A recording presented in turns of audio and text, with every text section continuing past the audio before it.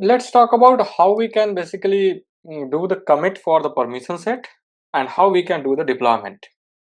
Permission set and profiles, these are the two key components which basically have a different way of getting the metadata, and it has to be with the nested components. Nested components like we control the baseline level access at the profile level, and then the permissions, the actions that user can take, and what are the different features that user can access. All these features and actions are actually being controlled with the help of permission set. There would be multiple scenarios which we are going to talk about. We will talk about multiple scenarios while committing the permission set. Number one, in this scenario, what basically you have done is you have made some incremental changes to an existing permission set. For example, there is an existing permission set which is already available in all the organization till production, and you have added certain additional permissions to the fields for a particular object, and you wanted to commit the permissions of the field, or you wanted to commit the profile level changes, object level changes for that permission set. So how you will be doing that? Number two, you have created a brand new permission set and you wanted to commit the complete permissions that you have done into the permission set, or you have made many changes to existing permission set. Many changes means you have made the changes to the apex class, you have made the changes object and field label changes, you have added certain metadata access, you have added certain external credentials access, means a lot of changes you have made. Then how you are going to deploy those changes? Scenario number three is that you have basically just updated the label of your permission set. For example, earlier you had a permission set ABC, and then now you have changed the permission set to XYZ. How you are going to deploy the changes without impacting the existing settings which are available in the permission set label? Number four is that you wanted to delete the entire permission set without impacting the existing changes that you have, and you also wanted to delete from your version control system.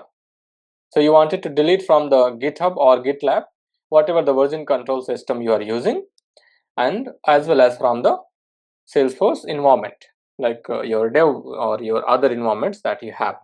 So these are the four different scenarios that we have. We will start with number two, because number two is basically where we are talking about creating a new permission set. To do that, again, you will have to log in into your Copado governance org.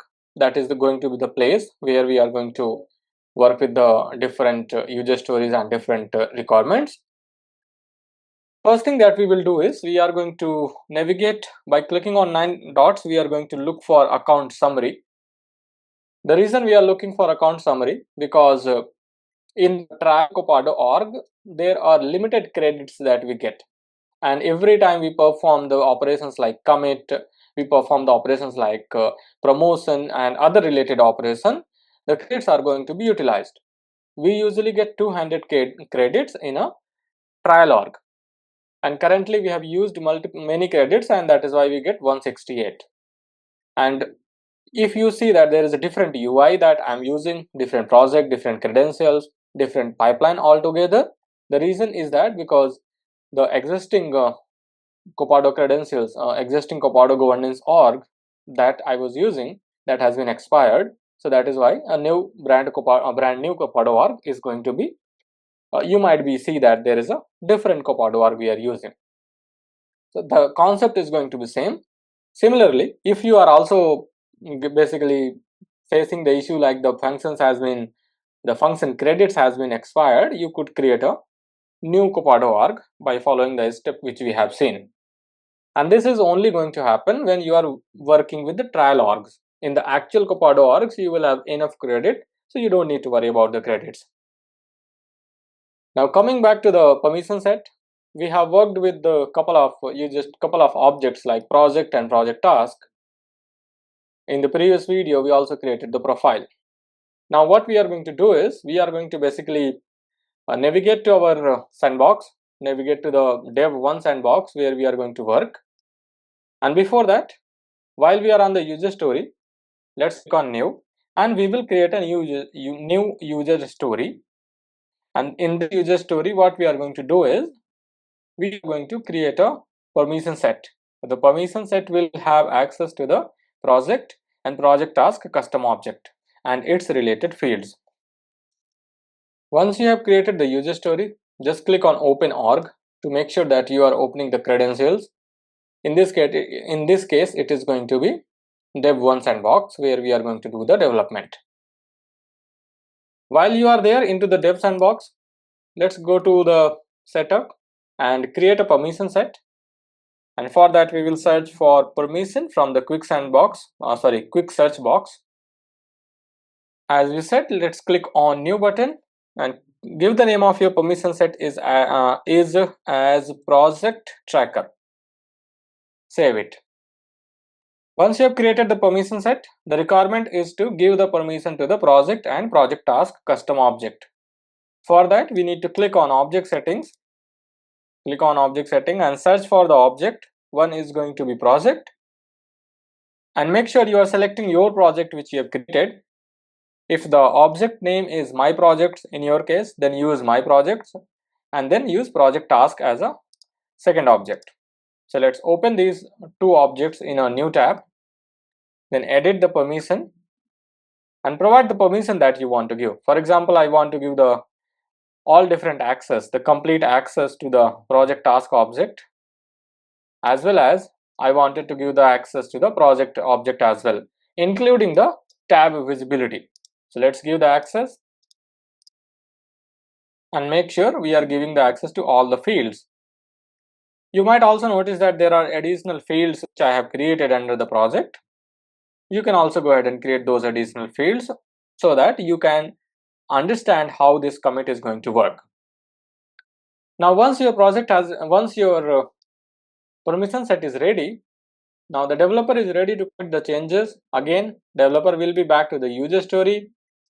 Click on commit changes, and this is the place where we are going to select our permission set. Let's change the date to 1 day before so that we can get the latest changes. After changing the date, you can click on get changes and you will be able to see all the changes. Or you can also search under the type and name. You can search based on the permission set. Okay, we do not have the list over here. If you do not see all the list, then we have discussed clicking on Salesforce index and refreshing the full, you will be able to refresh it. Now what we have done is we created a permission set called as project tracker. So click on check the checkbox. Operation name is going to be add because you have created a new permission set, and go to the selected changes. So when you are trying to create a permission set, and which is going to be brand new permission set, you wanted to commit it for the first time into the pipeline, then there are two ways. What are those two ways? Either you commit this permission set, first you select the permission set, and then under the selected changes, you check the permission set, whatever the permission set or profile you have selected, then click on bulk change operation, or you can also click on the drop down next to the permission set, click on change operation and select full. Once you select this option as full, then what is going to happen is it is going to fetch the entire permission set, including all the configuration which has been made for that permission set. That is the one way. After you have changed this, you can click on commit changes. Second is going to be there. This is recommended when you basically have a brand new permission set and you have not created any components. The second way is that you keep the operation as add only. Keep the operation as add only, and what you do is you add all the dependencies that you have under this permission set. For example, you have given the permission to the project object, then you add all the related objects and fields. You have given the permission to Apex classes, then you will have to add the Apex classes as well. You given the permission to Visualforce pages, then add everything. This is going to be a time taking process because permission set might have n number of permissions and n number of features which you have enabled, the best way is always to basically pull the full by basically changing the operation to full. First we will see what happens when we are utilizing the operation as add, and next we are going to see what happens when we change the operation from add to full. Let's click on commit and commit again. Remember, we are doing it with the where operation is saying add. We haven't changed the operation from add to full, and wait for this commit to be completed. Now as the commit has been successfully processed, let's click on user story hyperlink, and if you go to the build tab, with the build tab you would be able to see what are the commits that you have made, and you will also be able to see under the user story metadata related list what are the components which you have added as part of this user story. Now to see what are the changes that you have made, you need to click on open pull request. When you click on open pull request, it is going to open a link for us which is going to open which will be the pull request comparing between the feature branch to the next environment that we have, that is integration branch. If you scroll down, you can see that 11 files has been changed, but our main focus is going to be the permission set that we wanted to check for. So instead of looking at the pull request, while you are under the pull request, click on code tab, and our user story number says 0027, and this is the feature branch. Click on it and open the recent commit which has been made 1 minute ago. Click on the commit number, and you will see that there is nothing inside this permission set. Even though we have given the permission to object, to the fields, to the tab, but we are still not able to see those permissions. And that is what it happens when you try to commit the changes, especially for permission set and profile with the operation as add. Why? Because permission set and profiles works with the nested components. Nested components like any features, any actions, any permission that you have given, that has to be pulled up in a right way. Now again we will click on commit changes, and this time what we will say is we are going to say get previously committed changes. We got permission set, select, go to the selected changes tab, the checkbox next to the permission set, bulk change operation, and we want pull. What we want is we want the complete metadata extract for the permission set. Once you do this full changes, then what is going to happen? This time it will be it is going to fetch the entire permissions, whatever the settings, whatever the features that you have enabled for the permission set, and it is going to commit the entire XML file into the Git. Now again the commit has been completed. If we go back to our feature branch again, then this time we will be able to see that the changes of the permission set are going to be completely different, and we will see that there is a entire changes that we have. See here, whatever the permissions that we have given, now all the permissions we are able to see for our permission set. This was the scenario number 2, where we wanted to create a brand new permission set and we wanted to deploy it to the higher environment. Once you are okay that okay, now the permissions are good, I wanted to deploy it, click on deliver tab, select promote and deploy, and save the changes. Now this is going to deploy the changes to the integration environment, because integration is the next stage that we have.